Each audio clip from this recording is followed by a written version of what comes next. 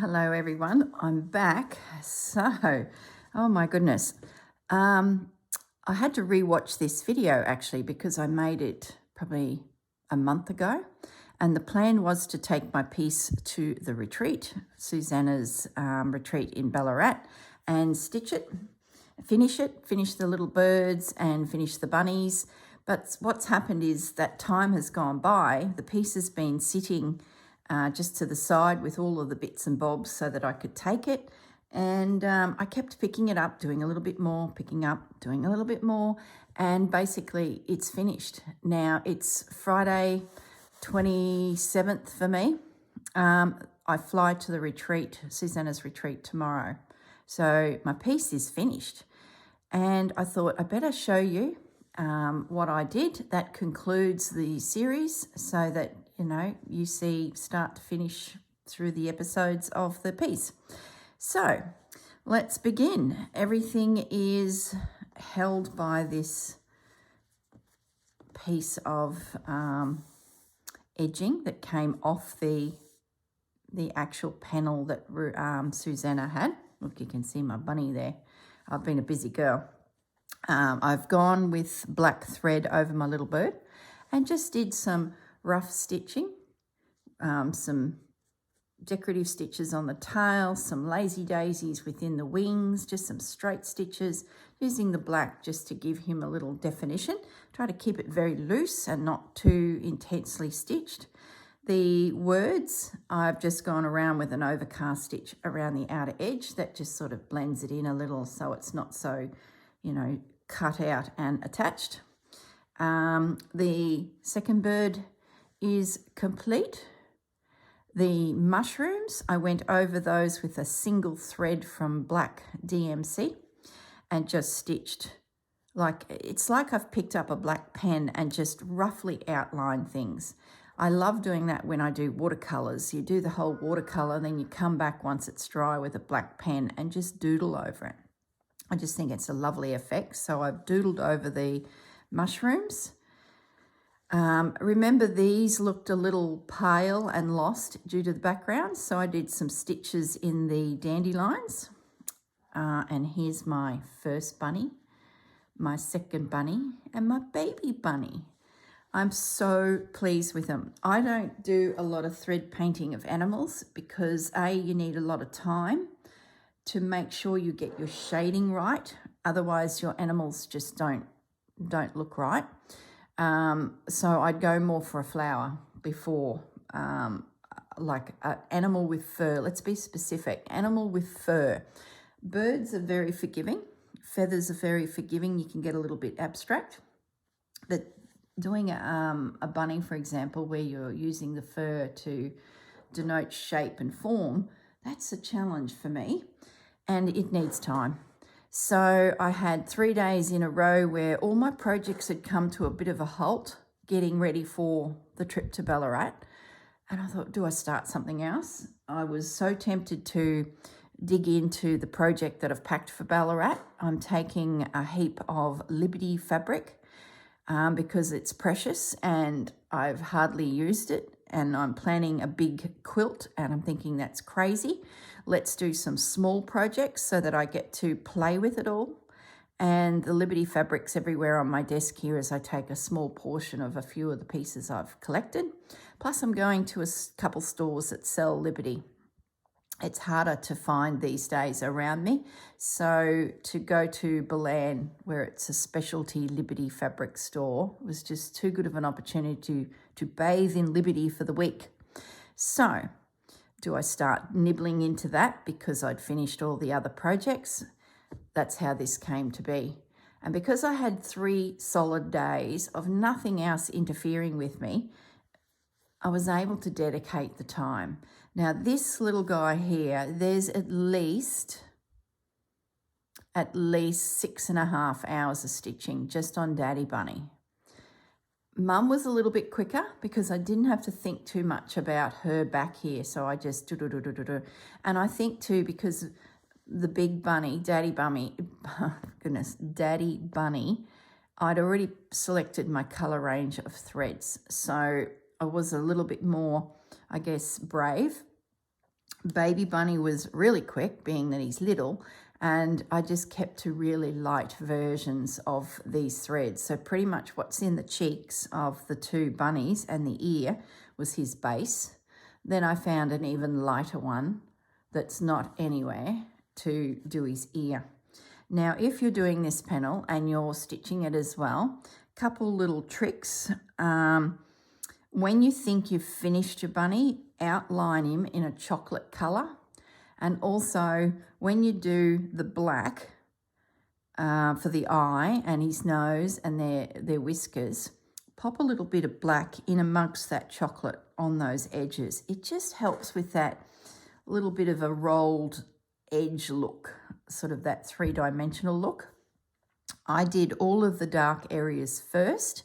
That gave me time to say, all right, if there is a bunny sitting in front of me, what would be all of the nooks and crannies that would have that darker tone? For big boy, I might zoom in. Just forgive me if I'm just talking too much, but I thought, since it's fresh in my mind, I might just tell you my logic to how I did the bunny. Let me just grab a little stylus to point.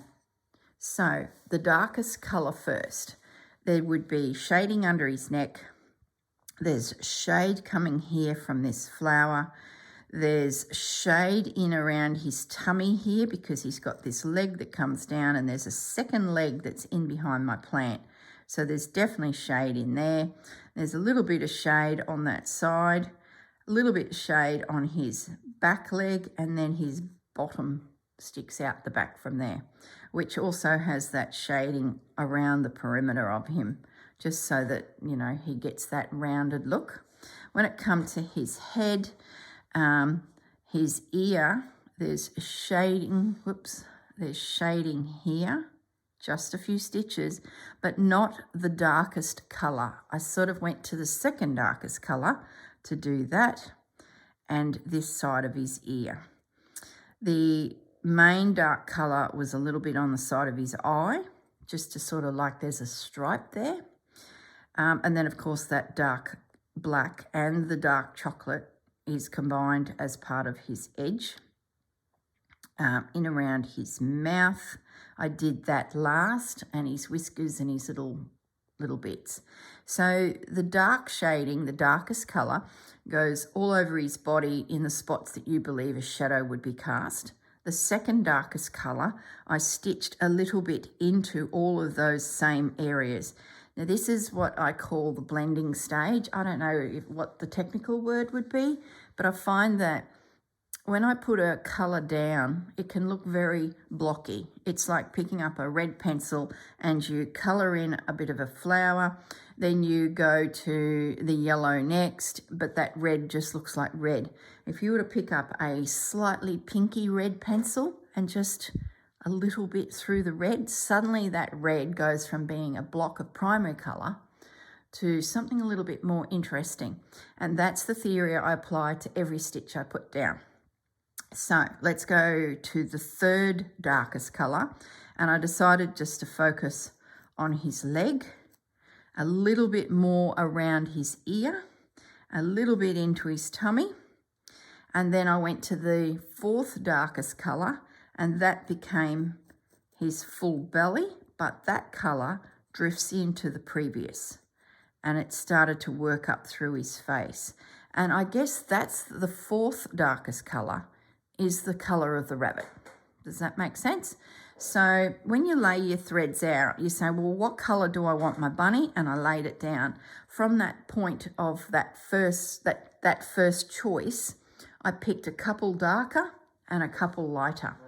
So I knew that the bunny, when you look at him, and the most predominant spots would be that first thread colour I picked, which is through here, across his head, his cheeks, his ear, and his little bottom here. His little bottom could have been darker because it's further back in the background, but I didn't want his leg to look like it was all one. So that technically is breaking all the rules there. But hey, it's my piece, and I really wanted to show that he had this little bottom poking out behind this little zone through here. The little stitches of that the darkest choice really worked well to sort of create the layers. All right, so now we're down to his light bits. And there were 2 tones, I believe. No, there was just one underneath his neck. Once again, a few little spots in there just to break up the fact that there's this blob. Remember the red scenario, this blob of cream? I chucked in a few little random stitches just to make my eye think that that's just not, it's like cutting out a piece of paper and you just stuck it there, softening it. That colour then went to the centre of his ear. I could probably stitch a little bit more into the ear because it is a little bit blobby. You guys probably can't pick it up on the camera, but there is a little bit of stitching in this bottom corner of his mane fur colour. It's like this mane fur colour, there's a little bit of stitching through that breaks that piece up. You can just see it there. It's better in my eye than I'm looking up at my TV, and it's overall looks right, but some of those little details are missed. So that soft cream I put across the crown of his head because there'd be sunlight hitting that, a little bit under his eye, and a lot around his nose. Now, the final step was then popping a bit of outline around. And as I said, it's a combination of black and dark chocolate. Black is too much, I find. It's okay if you're doing a primitive sketch like, you know, and you really want it to stand out like this little dandelion and the other little dandelions. Dark chocolate is the go-to colour for me. With the eye, for those of you who own the panel, all I did was stitch around the outer edge in the black once everything is completed, and then I stitched the eye in. Then I got some cream and put the 2 reflective light elements in to the eye. Now, if I remember rightly, Susanna had drawn that anyway on the bunny. I'm pretty sure, yes, she would have. She knows what she's doing when drawing faces. So I then stitched in dark chocolate his little mouth area. I really stitched that cream, like as in double stitched it so that it raised up a little. So when I did this little stitching through here, he actually looks like he's got cheeks because this is heavily stitched. Then some little whiskers now and some little spots up his head. So that's pretty much the process I went through with the big bunny.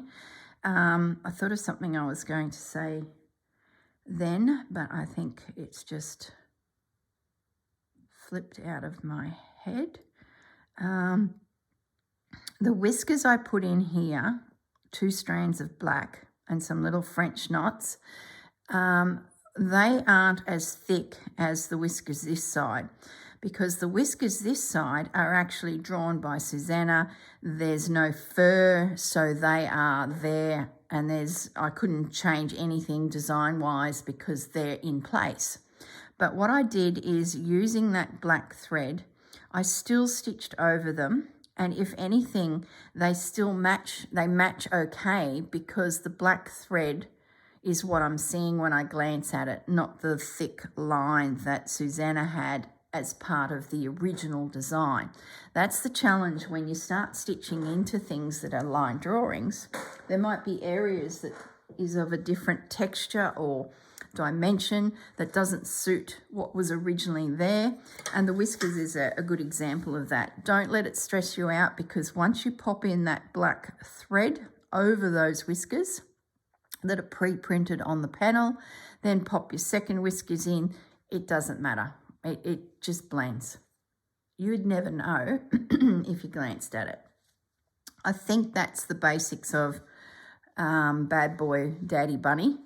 Now, Mum Bunny, she was, fur, that's what I was going to say.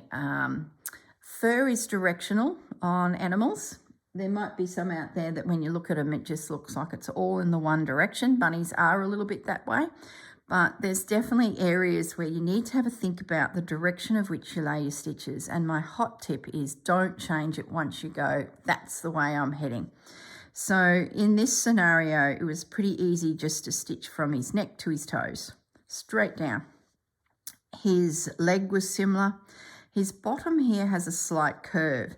So I started at the bottom here at that angle and then slowly pivoted up to Mum's chin. So that gave me that nice little curve.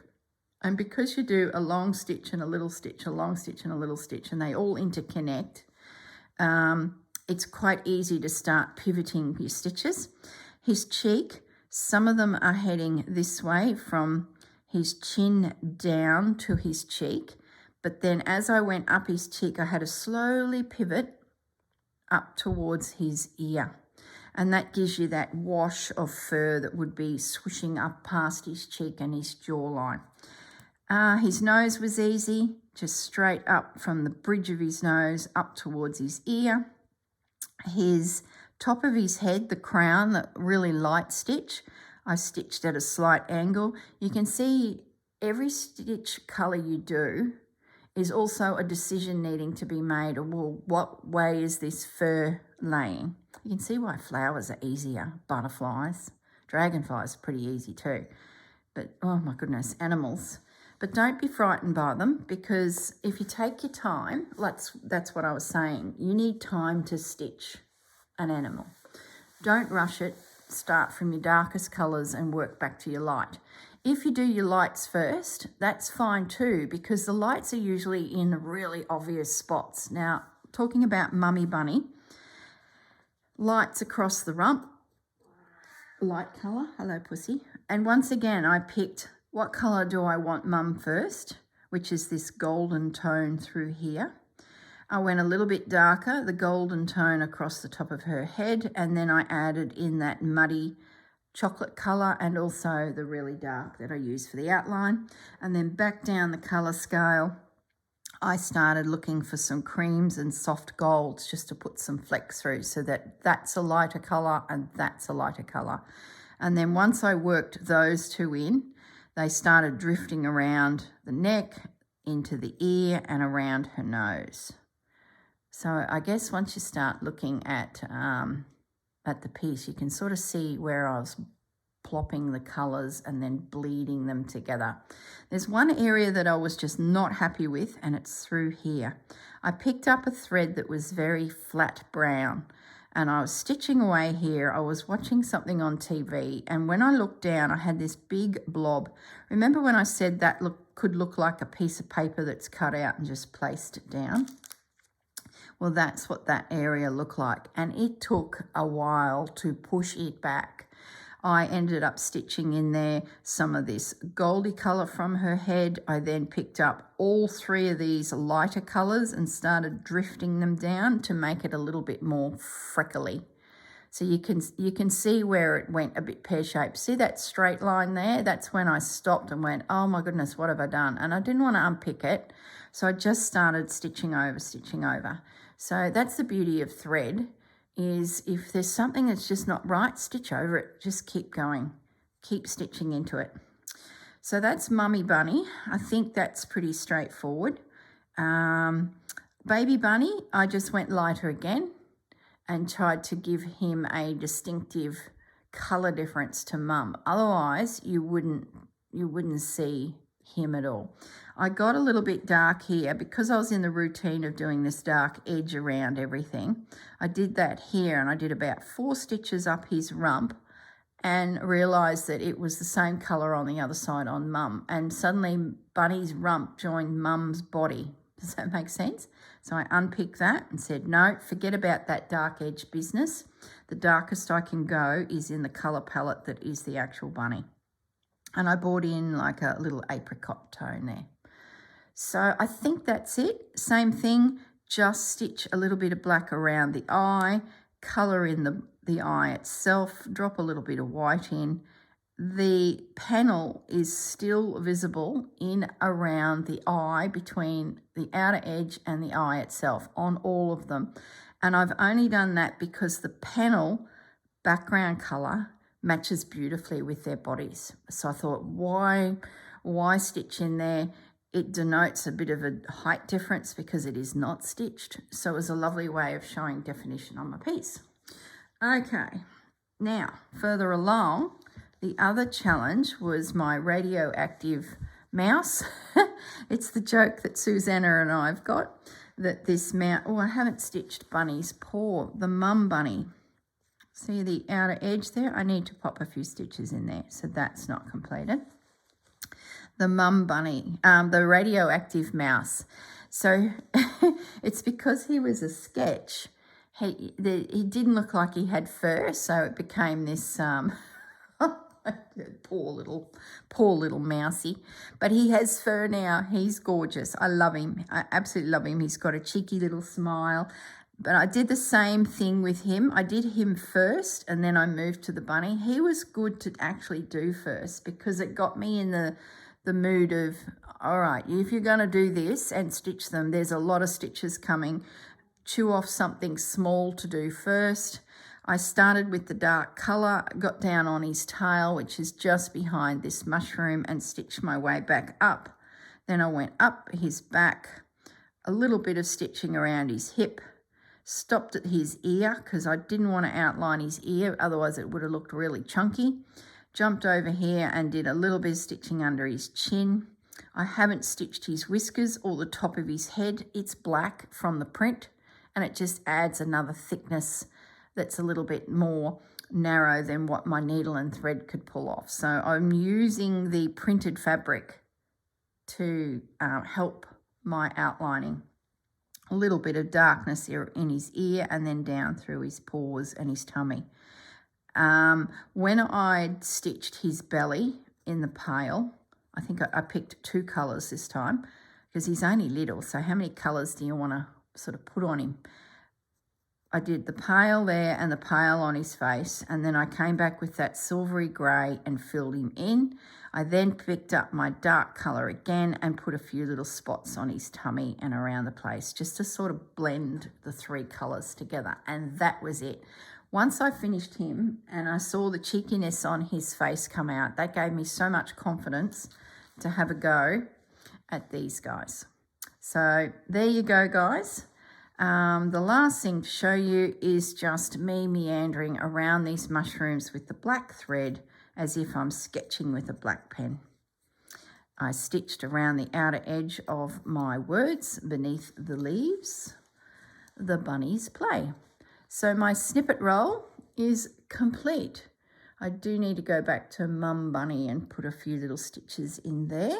So it's attached to my spindle, just with a piece of calico that went around the spindle and then joined it. So now the calico's on the spindle with these running stitches, and then the fabric left joined my piece. So really simple. I'm not going to cover the back. I never do. A lot of people ask me that. I love seeing the journey that I went on. You know, there's a lot of work that goes into our slow stitch. I love getting a hint of what is coming on the other side. You may think that that's just horrific. My grandmother would be just horrified that my back does not look like the front. Like, that went out a long time ago. Look, you can just make out the bird sitting on that branch there. There's some fantastic slow stitch artists out there that would embrace those shapes and forms on their work, and it's just you'd never stitch this if you were working this side, because this is loose and abstract and just, I think, amazing. Even the plant that's next to the bunnies, there's no way my brain would allow me to be that messy, because every bit of my logic would say, no, those stitches don't even meet the branch or the stem. But I can tell it's a stem. My brain can see that it's something. There's the bunnies. Aren't they just gorgeous? Oh, I know there'd be people out there going, Corrine, you really are now getting past the point of no return. Anyway, all right, guys. So if you wanted to do this project, like I've said in the previous videos, the panel's available on Susanna's website, Vintage Blend Studio. There's a link below. Order yourself a panel, and you can, create a snippet roll. And the good thing about a snippet roll is it's small. You can put it onto anything, a cylinder, anything. There's so many creative ways that you can store your snippet roll. You don't even need to put it on a cylinder. You can just roll it up and create a little tie to hold it all together. I love how my little birds are a sneak peek of what's coming. So yeah, I think I'll stop yibby yabbering. Leave it at that. I'll attach this piece of video footage to what you've been watching, and we'll call this project a done.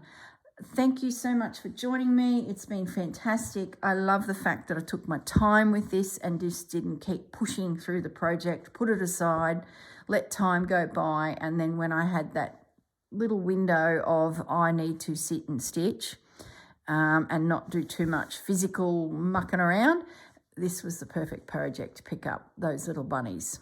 All right, guys, I'm going to say goodbye, and I'll catch you all in the next video. Bye.